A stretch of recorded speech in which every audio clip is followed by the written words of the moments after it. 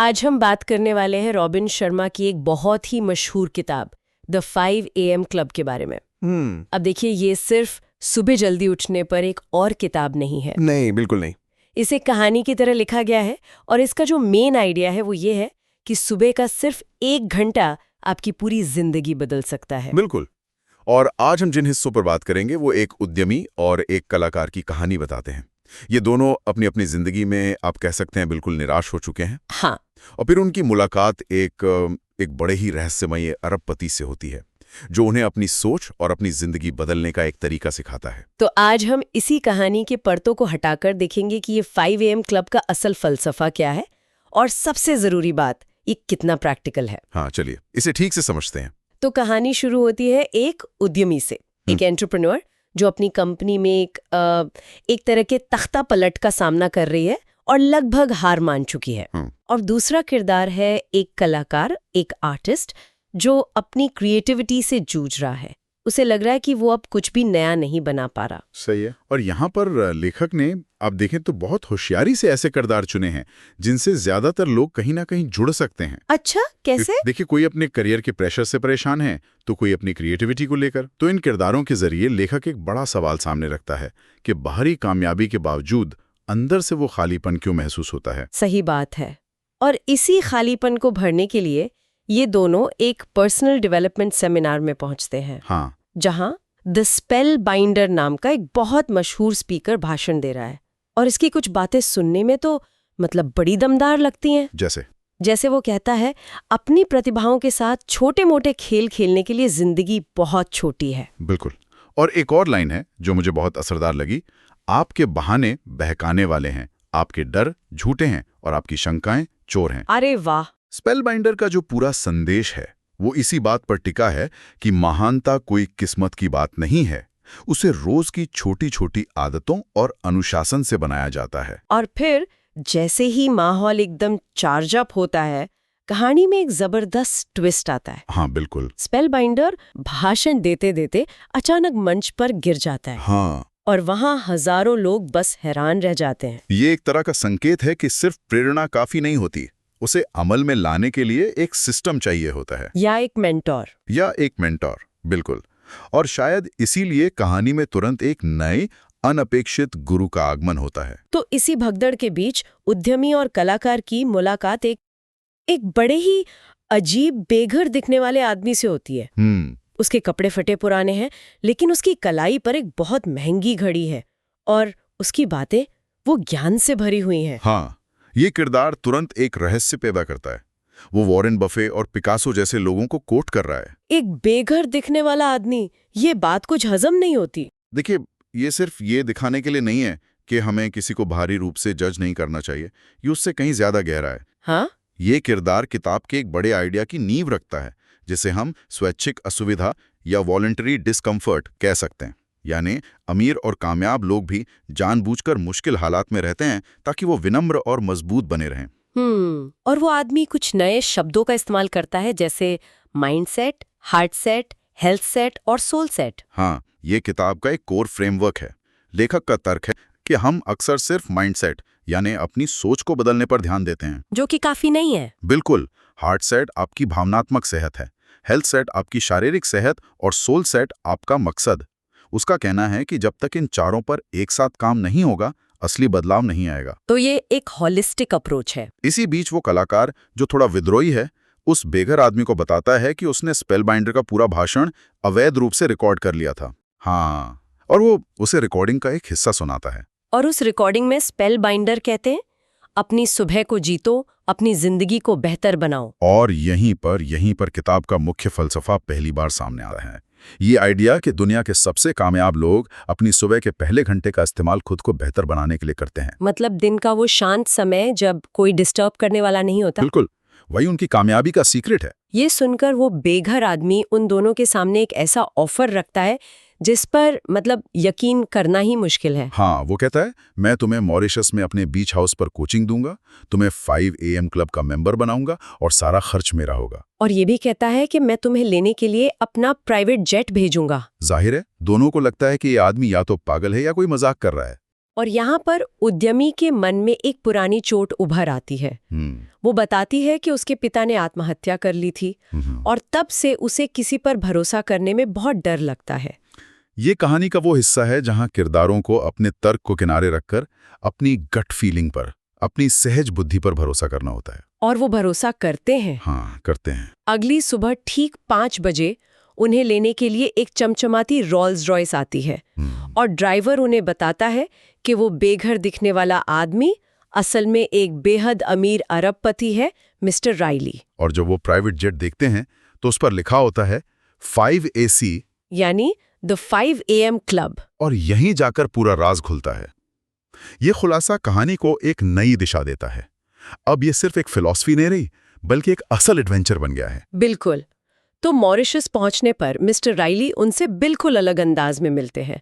वो फिट है, सलीके के कपड़ों में है और ऊर्जा से भरे हुए। हाँ, ऊर्जा से भरे हुए हैं। और फिर वो उन्हें असल फॉर्मूला सिखाते हैं।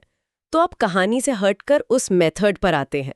ये सिर्फ 5 बजे उठने के बारे में तो नहीं है? नहीं, बिल्कुल नहीं। ये उस पहले घंटे को कैसे इस्तेमाल करना है उसके बारे में है। और यहीं पर किताब का सबसे मशहूर और प्रैक्टिकल कॉन्सेप्ट आता है, 20-20-20 फॉर्मूला। 20-20-20 फॉर्मूला। हाँ, मिस्टर राइली समझाते हैं कि सुबह 5 से 6 बजे तक का ये 1 घंटा, जिसे वो द विक्ट्री आवर या विजय का घंटा कहते हैं, आपकी पूरी जिंदगी बदल सकता है। ठीक है, तो ये 20-20-20 फॉर्मूला है क्या? इसे जरा ब्रेक डाउन करते हैं। इसका मतलब है कि आप सुबह 5 से 6 बजे तक के घंटे को 3 20 मिनट के हिस्सों में बांटते हैं। ओके। पहला हिस्सा सुबह 5 से 5:20 तक है मूव के लिए। मूव मतलब हिलना डुलना? हाँ, मतलब इंटेंस एक्सरसाइज, कुछ भी जिससे आपको पसीना आए और आपकी हार्ट रेट बढ़े, जैसे दौड़ना, स्किपिंग या बर्पीज। अच्छा, तो इसके पीछे का विज्ञान क्या है? सुबह सुबह इतनी मेहनत क्यों? इसके 2 बड़े फायदे हैं।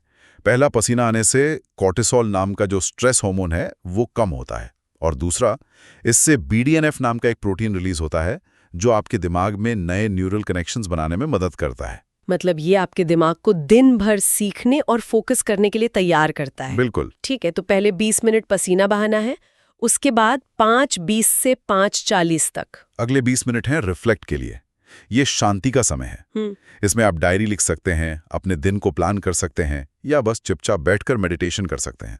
इसका मकसद है दुनिया का शोर शुरू होने से पहले अपने विचारों को स्पष्ट करना। तो पहले शरीर को जगाया, फिर मन को शांत किया, और आखिरी 20 मिनट? आखिरी 20 मिनट यानी 5:40 से 6 बजे तक है ग्रो के लिए। ग्रो मतलब कुछ नया सीखना, कोई किताब पढ़ना, कोई एजुकेशनल पॉडकास्ट सुनना या कोई ऑनलाइन कोर्स करना।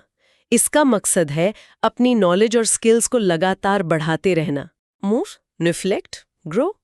सुनने में तो काफी सीधा और असरदार लगता है भी, लेकिन मिस्टर राइली ये भी कहते हैं कि ये आसान नहीं होगा। हाँ, वो एक कार्ड दिखाते हैं जिस पर लिखा है, हर बदलाव शुरुआत में मुश्किल होता है, बीच में अस्त-व्यस्त लगता है और अंत में शानदार होता है।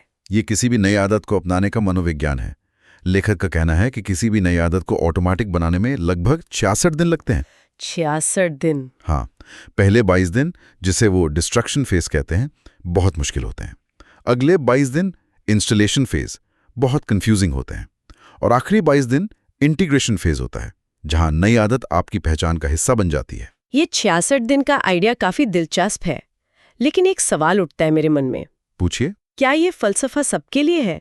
मतलब ये थोड़ा एलीट या खास लोगों के लिए बना हुआ नहीं लगता?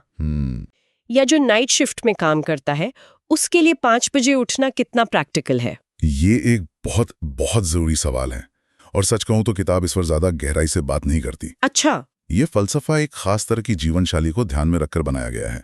आलोचक यही कहते हैं कि ये one size fits all approach हर किसी के लिए काम नहीं कर सकती। तो इसका मतलब ये हुआ कि हमें इस आइडिया को जस का तस नहीं अपनाना चाहिए। मेरे हिसाब से यहाँ जरूरी चीज सुबह 5 बजे का समय नहीं है, बल्कि उसके पीछे का सिद्धांत है। और वो सिद्धांत क्या है? सिद्धांत ये है कि आप अपने दिन का पहला घंटा बिना किसी डिस्ट्रैक्शन के खुद पर इन्वेस्ट करें। अगर किसी के लिए वो समय सुबह 5 बजे हैं तो बहुत बढ़िया, अगर किसी और के लिए वो सुबह 7 बजे हैं तो वो भी उतना ही असरदार हो सकता है। जरूरी है उस विक्ट्री आवर को प्रोटेक्ट करना। सही बात है। अच्छा, कहानी में एक छोटा सा मोड़ और आता है जब उद्यमी को उसके बिजनेस के लोगों से जान से मारने की धमकी मिलती है। हाँ।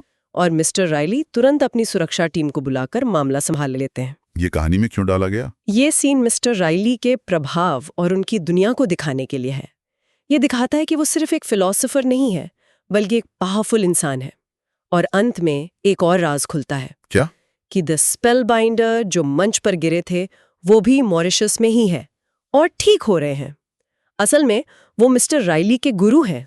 तो इस पूरी कहानी और इस पूरे फलसफे का निचोड़ क्या है? अगर हमें कुछ मुख्य बातें निकालनी हो तो वो क्या होंगी?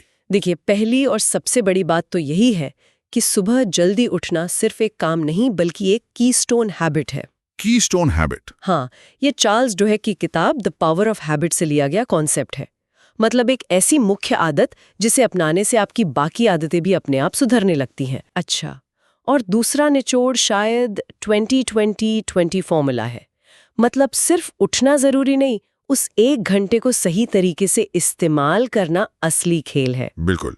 और तीसरा, महानता के लिए चारों साम्राज्यों, mind set, heart set, health set और सोल सेट, इन सब पर काम करना जरूरी है। आप सिर्फ दिमागी तौर पर मजबूत होकर एक भरपूर जिंदगी नहीं जी सकते। और आखिरी बात यह है कि किसी भी बड़े बदलाव में समय लगता है।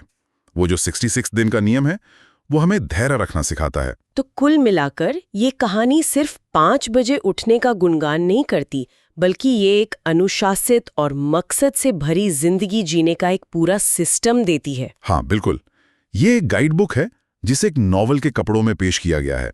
इसका मकसद सिर्फ जानकारी देना नहीं बल्कि प्रेरित करना है। और इसी के साथ हम आज की चर्चा को समाप्त करते हैं। किताब के अनुसार दिन का पहला घंटा बाकी दिन की दिशा तय करता है। अगर ये सच है तो सोचने के लिए एक दिलचस्प सवाल ये है, सुबह 5 बजे उठने के विचार को अगर हम एक तरफ रख दें तो कोई भी व्यक्ति अपने दिन के पहले घंटे में, चाहे वो जब भी शुरू हो, ऐसा कौन सा एक छोटा सोच समझकर उठाया गया कदम ले सकता है जो उसके पूरे दिन का अनुभव और उसके नतीजों को बदल दे। जरूरी नहीं कि वो 20-20-20 ही हो, लेकिन वो एक चीज क्या हो सकती है?